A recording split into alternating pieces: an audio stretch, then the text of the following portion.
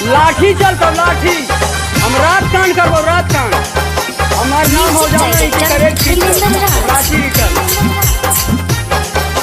नहीं हट ससुर जमी के छौरी माजा न पैमी भातार में, माजा न पैमी भातार में।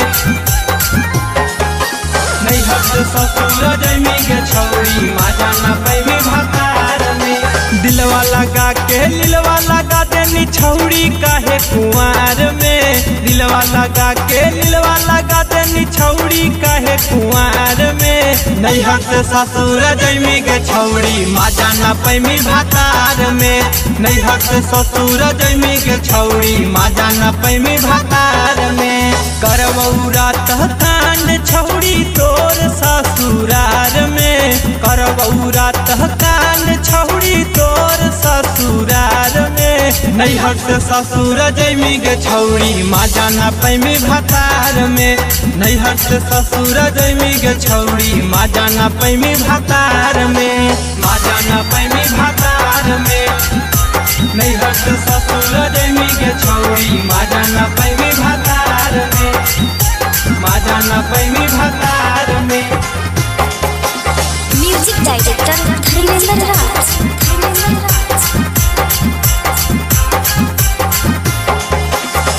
बाप माई बोलतौ नहीं भतार गे, नाई हर में यरवे जोरे हाँ नहीं फरार गे, हाँ नहीं फरार गे।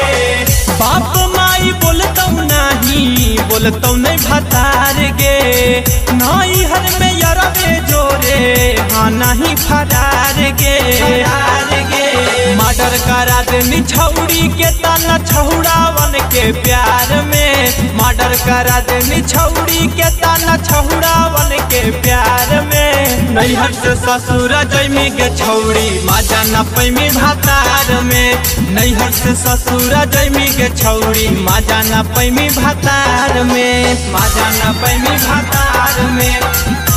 नहीं हट ससुर जमी के छौरी माजा न पैमी भातार में, माजा न पैमी भातार में। म्यूजिक डायरेक्टर धर्मेंद्र राज।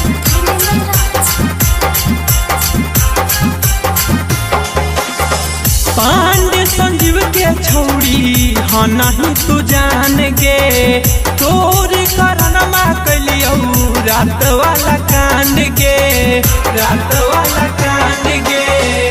पांडे संजीव के छौरी हाँ नहीं तू जान गे, तोर कारण माँ कलियो रात वाला कांड गे, कांड गे।